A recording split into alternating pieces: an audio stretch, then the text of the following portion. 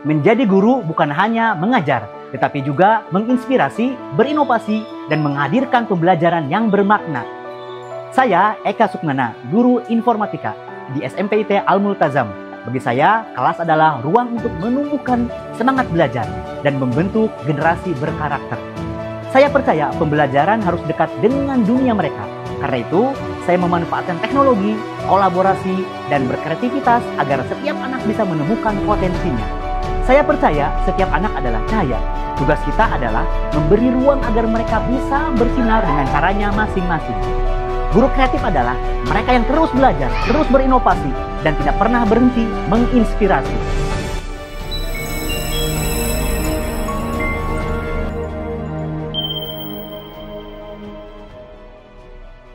Assalamualaikum warahmatullahi wabarakatuh.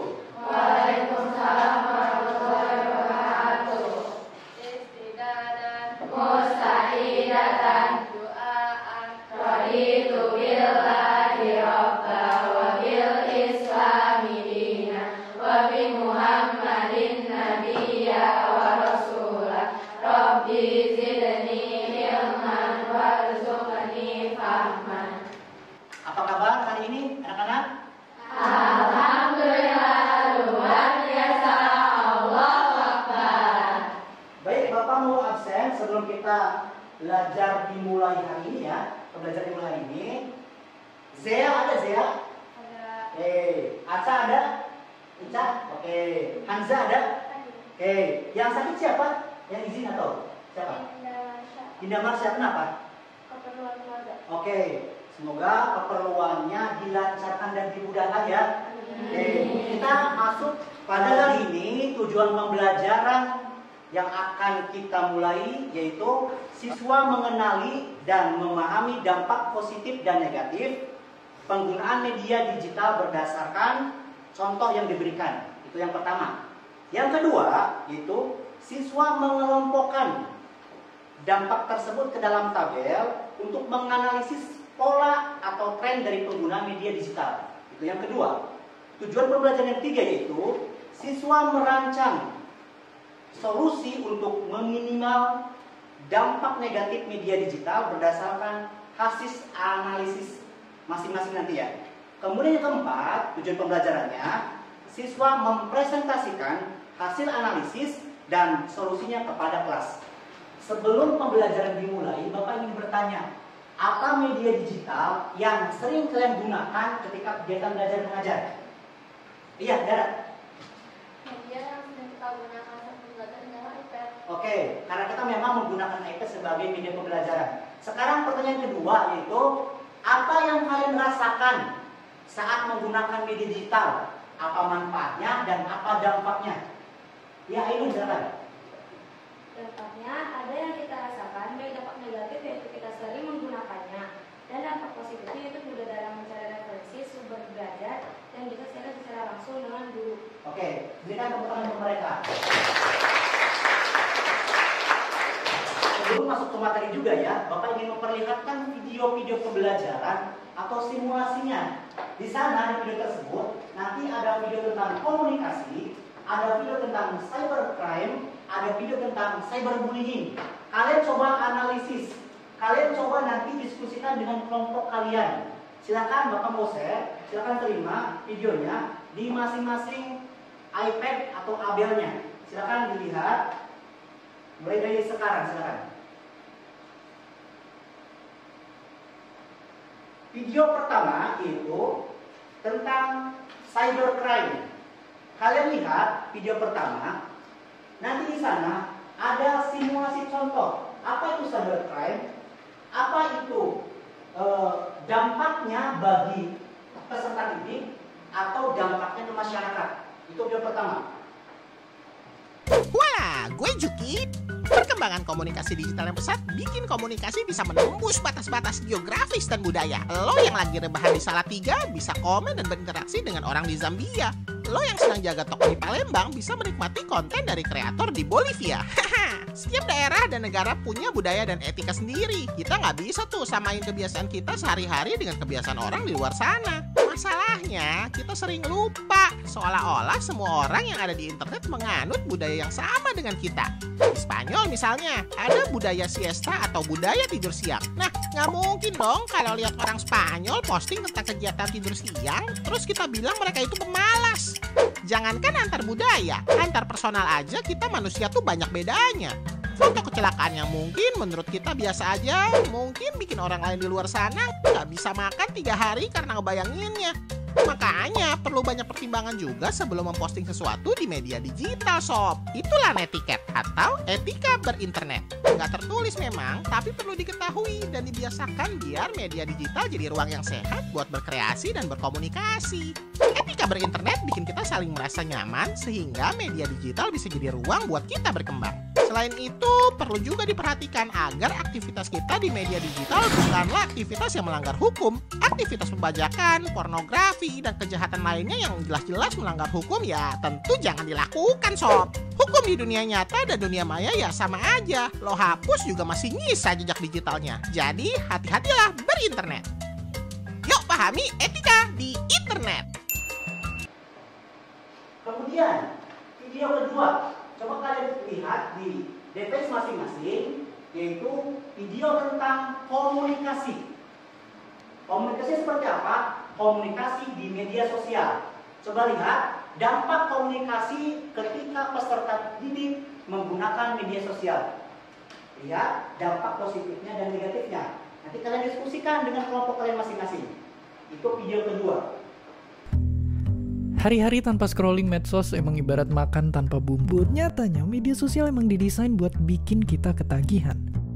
Contohnya fitur-fitur ini, yang emang bikin kita ngerasa seneng rebahan sambil scrolling seharian. Apalagi saat pandemi gini, saat diam di rumah bikin kita jadi lebih sering mampir ke media sosial. Dan gak jarang, efek dari ketagihan inilah yang juga ngerembet jadi masalah-masalah lain yang lebih panjang. Berarti kalau gitu apakah intinya media sosial banyakan jeleknya daripada baiknya? Sebenarnya belum tentu juga. Intinya, kita sebagai pengguna lah yang juga harus lebih pintar daripada media sosial. Sadarin kalau dunia nyata itu yang ada di sekitar kita dan utamain waktu sama keluarga. Kalau capek sama omelan netizen, mending tutup media sosial dulu. Pusing liat debat grup keluarga yang hampir sepanas omongan tetangga, mending pelajarin hal-hal ini biar kita jadi penengahnya. Jadi begitulah media sosial, tempat yang sekaligus bisa jadi surga ataupun neraka buat kita. Makanya penting juga buat selalu hati-hati sama apa yang kita upload. Karena di alam liar media sosial, satu screenshot aja bisa jadi bahaya. Kemudian, video ketiga. Bapak sudah masukkan juga, sudah share juga, kalian terima. Di video ketiga, yaitu tentang cyberbullying. Coba lihat simulasi contoh di video yang menunjukkan bahwa dampak berpengaruh kepada peserta didik jika ada cyberbullying dilakukan dalam kegiatan sehari-hari.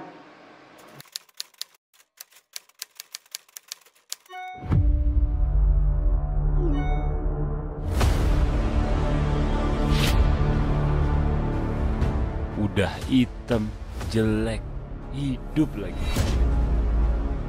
Model kayak lo ini, yang ngotor-ngotorin bumi. Apa sekolah ini buta ya? Kok bisa diterima di sekolah ini? Aduh, dia lagi.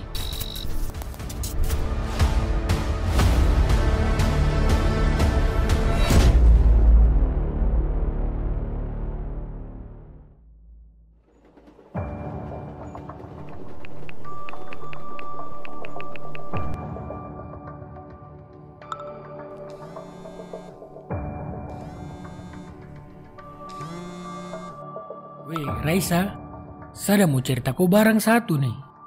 Bah, masa kemarin saya dapat teror tuh, saya dapat kirim pesan-pesan rasis. Serius, Fred? Masa hari gini masih ada yang suka ngebully gitu? Udah gak zamannya kali. Siapa memang yang ngebully kamu kali ini? Biasa tuh, dong pakai akun-akun fake. Bordep nomor juga saya terkenal kah? Wah, kali ini gak bisa dibiarin, Fred. Gak boleh kamu terus-terusan jadi bulan-bulanan mereka. Saya takut ya. Nanti saya kenapa-kenapa di sekolah lagi. Gak boleh kamu menjadi lemah terus, Fred. Kamu harus berontak. Lawan mereka yang membuli kamu. Bah, tapi mau bagaimana? Besok aku temenin kamu untuk ketemu Bu Wuri ya. Kita ceritakan kejadian yang sering kamu alami ini. Terapa-apa kak? Saya takut Bu Wuri tidak bisa dipercaya lagi. Aku yakin Bu Wuri bisa menemukan solusi buat kamu. Biar kamu berhenti mengalami perundungan ini. Oh iya sudah, besok kau tolong temani saya. Pasti Fred, tetap semangat.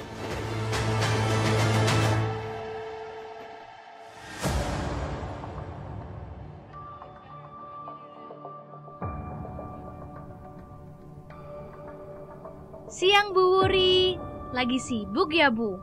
Boleh minta waktunya sebentar? Hei Sa, Fred, ada apa gerangan? Tumben kalian menemui ibu? Silakan. Begini Bu. Model kayak lo ini yang ngotor-ngotorin hitam, bumi. jelek. Apa sekolah ini buta Hidup ya? lagi. Kok bisa diterima di sekolah Dia ini? lagi. Cyberbullying atau perilaku kekerasan berbasis dunia maya rentan mendapatkan pengaruh negatif. Teknologi internet yang berkembang pesat dampaknya dapat menjangkau audiens yang jauh lebih besar dan lebih luas dengan pelaku yang tidak dapat diketahui atau anonim dan mempunyai konsekuensi yang lebih merusak seperti stres, depresi, bahkan bunuh diri.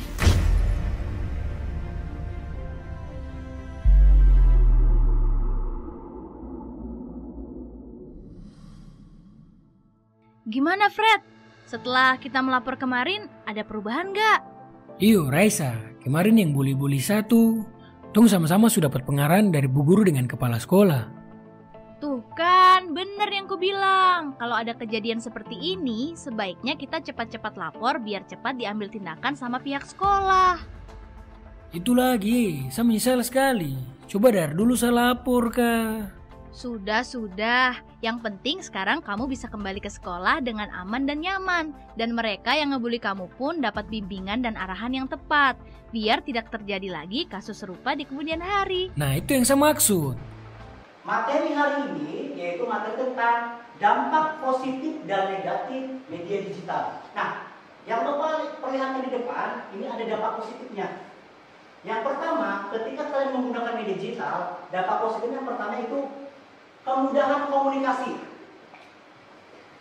Bagaimana contohnya? Pertama, jika kalian menghubungi keluarga kalian, maka akan mempermudah komunikasinya.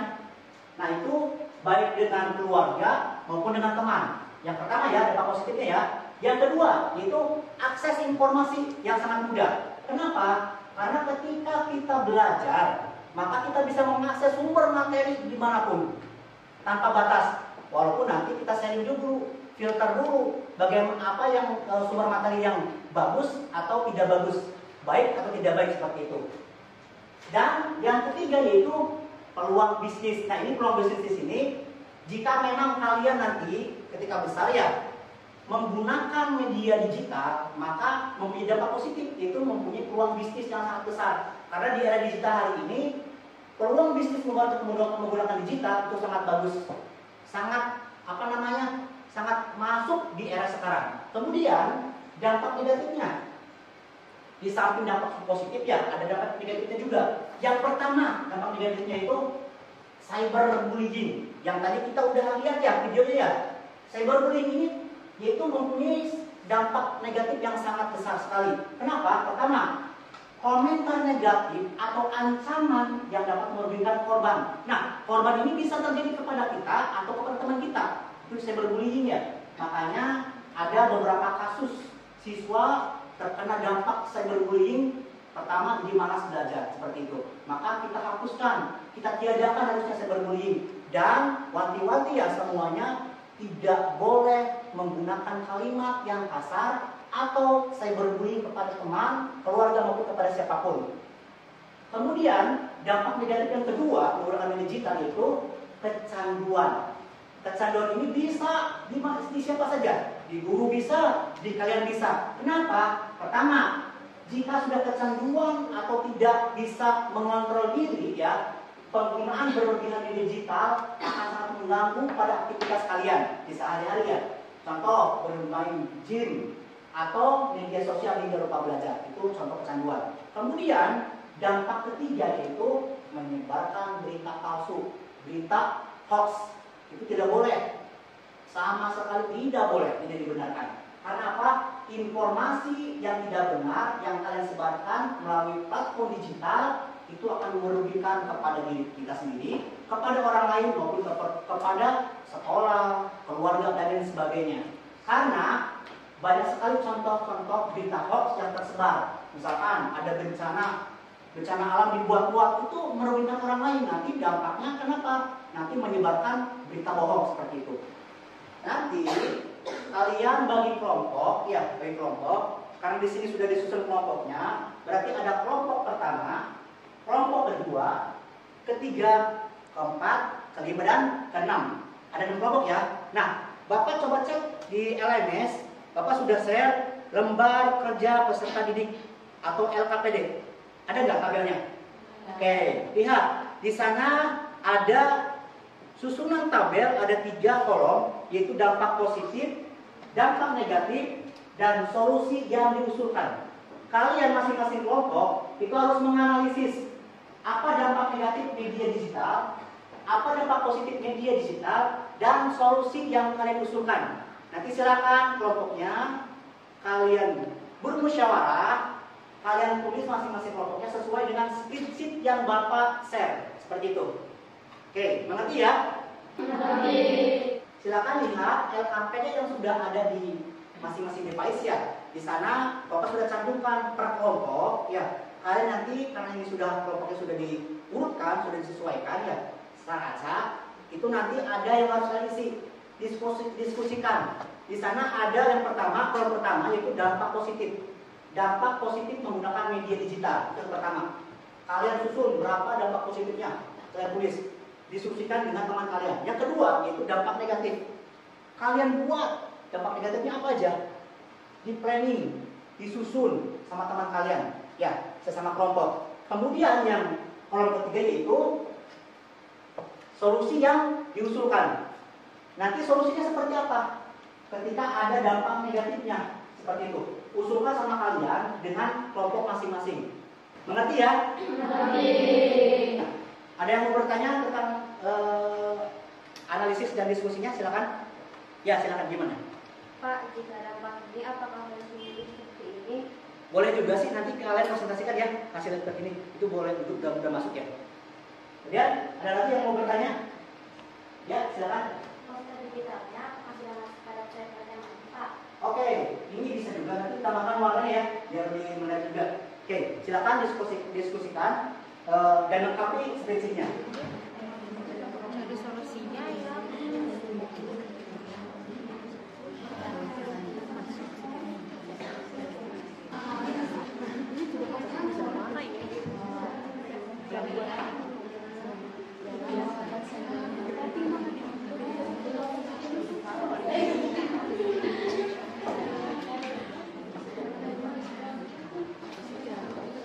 Kan solusinya 5 kan, kita ambil 3 ya. Iya, aku udah dapet nih 5 cuma terus ini di mana?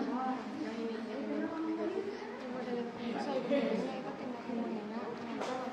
berarti di sini ya.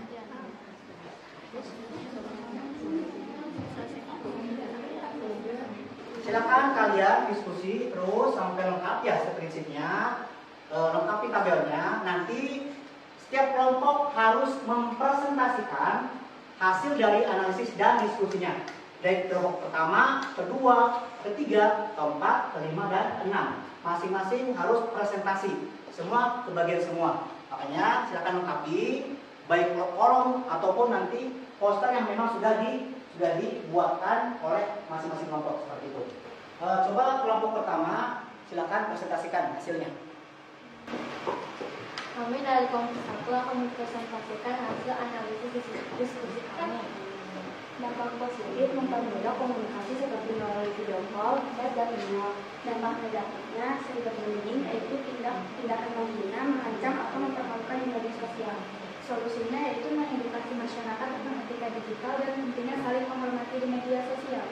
Oke, terima kasih. Sekian presentasi kelompok 1. Kan duduk. Ya, tepuk tangan kelompok pertama. Baik, kelompok kedua silakan. Kami dari kelompok 2 ingin mempresentasikan tentang analisis dan diskusi dari kelompok 2. Dampak positifnya adalah memberikan akses kepada informasi serta belajar dari sumber online. Dampak negatifnya, kecanduan media digital seperti terlalu banyak bermain game atau media sosial. Solusi yang diusulkan adalah membuat jadwal penggunaan media digital dan menyisipkan waktu dengan aktivitas fisik atau sosial lainnya. Terima kasih. Baik, berikan tepuk tangan untuk kelompok kedua. Baik, sekarang bagian kelompok ketiga, silakan coba presentasikan. Kami dari kelompok 3 ingin mempresentasikan hasil analisis dan diskusi. Dampak positifnya membuka peluang bisnis online seperti toko daring atau freelance. Dampak negatifnya penyebaran digital palsu atau hoax yang meningkatkan keresahan masyarakat. Solusinya yaitu meningkatkan literasi digital untuk membantu masyarakat memverifikasi kebenaran informasi sebelum menyebarkannya. Sekian dari kami dari kelompok 3. Baik, berikan tepuk tangan untuk kelompok ketiga. Baik, sekarang kita masuk ke kelompok keempat. Silakan kelompok keempat. Kami dari kelompok 4 ingin mempresentasikan hasil analisis dan diskusi kami. Dampak positifnya mendukung pembelajaran jarak jauh melalui platform digital seperti Zoom dan Google Meet. Dampak negatifnya privasi data yang terancam seperti yang dapat dipilih di digital. Kemudian solusi yang mengusulkan menggunakan data yang dibuat, menghindari tautan yang mencurigakan, dan meningkatkan kesadaran tentang keamanan data. Terima kasih dari kami. Oke, beri tepuk tangan untuk kelompok keempat. Baik, sekarang kita masuk ke kelompok kelima. Silakan kelompok kelima. Kami dari kelompok 5 ingin mempresentasikan hasil analisis dampak media digital. Dampak positif yaitu memperluas jaringan sosial dan profesional melalui media digital.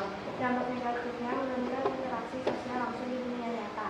Solusi yang kita usulkan mengajak pengguna untuk memperbanyak aktivitas offline seperti bertemu langsung dengan teman atau orang tua. Sekian dari kelompok 5. Oke, beri tepuk tangan untuk kelompok kelima. Baik, tadi sudah mempresentasikan ya masing-masing kelompok. Kelompok 1, kelompok kedua, ketiga, keempat, dan kelima.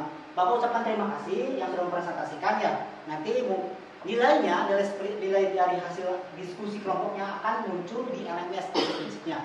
Oke, Bapak mau tanya nih.